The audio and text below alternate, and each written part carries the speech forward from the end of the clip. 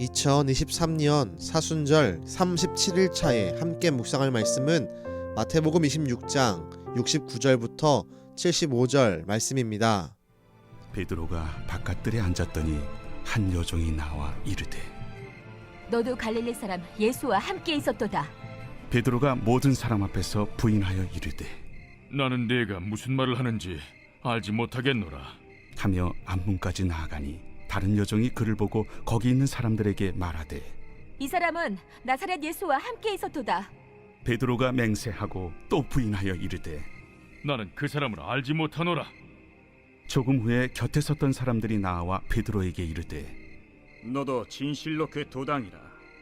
네 말소리가 너를 표명한다. 그가 저주하며 맹세하여 이르되 나는 그 사람을 알지 못하노라.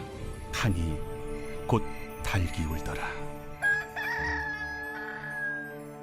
이에 베드로가 예수의 말씀에 닭 울기 전에 네가 3번 나를 부인하리라 하심이 생각나서 밖에 나가서 심히 통곡하니라.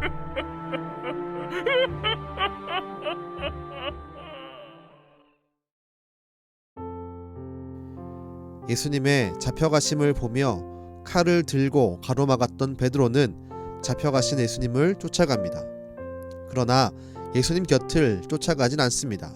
그는 예수님과 떨어져 쫓아가다가 예수님이 신문 받으시는 곳에 바깥 뜰에 앉아있게 됩니다. 그때 한 여종이 베드로를 보며 예수님과 함께 있던 자다 라고 말합니다. 베드로는 그 말을 듣고 여종뿐만이 아니라 그곳에 있는 모든 사람 앞에서 예수님을 부인합니다. 이제 베드로는 자리를 옮겨 앞문 곧 대문 쪽으로 갑니다.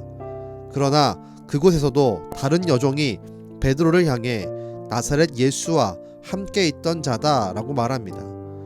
베드로는 이번엔 맹세하며 그 사람을 알지 못한다 라고 부인합니다.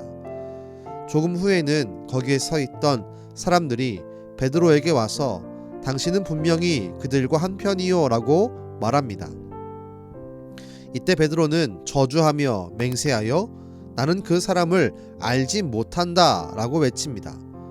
그때 닭이 울며 그제서야 그 전에 최후의 만찬에서 하신 예수님의 말씀이 기억납니다. 닭 울기 전에 내가 3번 나를 부인하리라. 베드로는 그 말씀이 기억되자 밖에 나가 통곡하며 울며 회개합니다. 우린 오늘 말씀에서 그 유명한 베드로의 예수님 부인 사건을 마주합니다. 이 말씀을 보며 어떤 분들은 베드로를 향한 배신감과 분노를 느낄지 모릅니다. 그러나 성경은 우리에게 그런 감정을 불러일으키기 위해 이 모습을 소개해 주는 것이 아닙니다. 오히려 이 말씀은 베드로의 실수를 미리 아셨던 예수님의 놀라운 능력을 증명하는 말씀입니다. 또한 베드로가 그 말씀을 떠올리고 통곡하며 회개했음에 더 강조점이 있습니다. 그렇다면 우린 이 말씀을 어떻게 받아들여야 할까요? 우린 이 말씀을 붙들고 나의 연약함을 아시는 그 주님의 한없는 사랑을 느껴야 합니다. 동시에 그 사랑 앞에 무릎 꿇고 회개하는 자의 모습을 갖추어야 합니다. 우린 지금 고난주간의 시간을 지나가고 있습니다. 예수님의 고난을 기억하고 묵상하며 우리도 예수님처럼 고난의 잔을 마시는 시간입니다.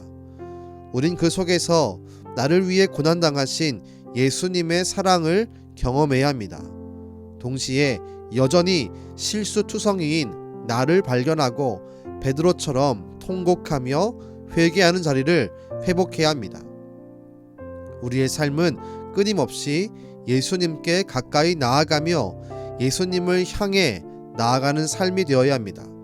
그 일을 위해서는 우린 나에게 주신 말씀을 붙들고 베드로처럼 통곡하며 회개하는 시간을 가져야 할 것입니다.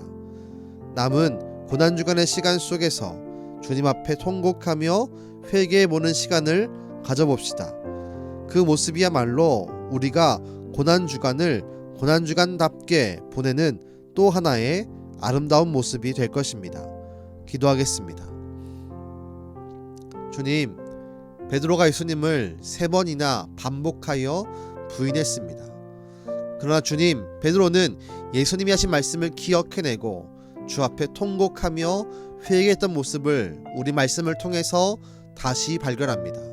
주여, 우리에게도 그 모습이 있기를 간절히 소망합니다. 이 고난주간 속에 나의 죄를 주 앞에 고백하며 통곡하며 회개할 수 있는 회복의 영성을 우리에게 더하여 주옵소서. 우리가 통곡하며 회개할 때 우리를 용서하시고 다시 일으켜 세우시는 예수님의 이름으로 기도드렸습니다. 아멘.